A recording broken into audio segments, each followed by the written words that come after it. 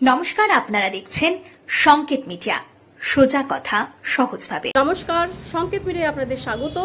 আমরা এই মুহূর্তে আছি ঠিক দক্ষিণ দিনাজপুর জেলায়, যেখানে আজ আর কিছুক্ষণের মধ্যেই কংগ্রেসের সর্বভারতীয় সাধারণ সম্পাদক অভিষেক ব্যানার্জি আসছেন। ফায়ার আতঙ্কে কুমারগঞ্জের যিনি ওসমান মোল্লা, যিনি আত্মহত্যা করেছিলেন, ওনার পরিবারের সঙ্গে উনি দেখা করবেন এবং একই সঙ্গে ক্ষতিরামে থাকেন, পরিযায়ী শ্রমিক হিসেবে বাইরে কাজ করতেন। ওনাকে আটক করে রাখা হয়েছিল দীর্ঘ 7 মাস। সেই কারণে সেই পরিবারের সাথে উনি ভিজিট করবেন এবং একই সঙ্গে আজকে উনি ইটাহারে একটি রোড শো করবেন।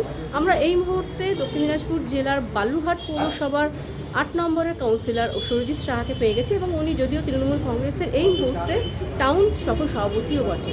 আজকে আপনাদের কাছে কি মেসেজ আছে যে আজকে অভিষেক ব্যানার্জি কী কারণে আপনাদের জেলায় আসছেন? দেখুন, আজকে মূলত আমাদের সর্বভারতীয় সাধারণ সম্পাদক, ডায়মন্ড হারবারের সাংসদ, সকলের প্রিয় অভিষেক বন্দ্যোপাধ্যায় দক্ষিণ দিনাজপুর জেলার বালুরঘাটে আসছেন।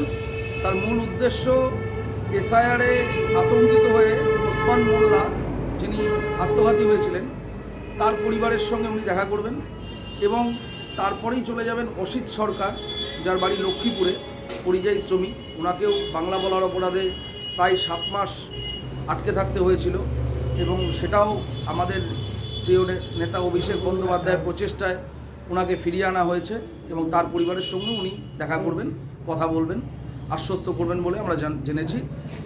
সর্বোপরি দেখুন, দক্ষিণ দিনাজপুর জেলায় আজকে বালুরঘাটে অভিষেক বন্দ্যোপাধ্যায়ের আসা এসআইআরের চলাকালীন এবং কার্যত ভোটের দামামা বেজেই গেছেন। আপনারা জানেন 2026 ইলেকশনের আগে অভিষেক বন্দ্যোপাধ্যায়ের এই আশাটা গোটা দক্ষিণ দিনাজপুর জেলা সহ বালুরঘাট টাউন এবং ব্লক একটা আলাদা মাত্রা পেয়ে যাচ্ছে এবং কর্মী সমর্থক সকলের একটা আলাদা উচ্ছ্বাস অভিষেক বন্দ্যোপাধ্যায়ের এই আশাকে নিয়ে। অসংখ্য ধন্যবাদ। Subscribe our channel. Press the bell icon.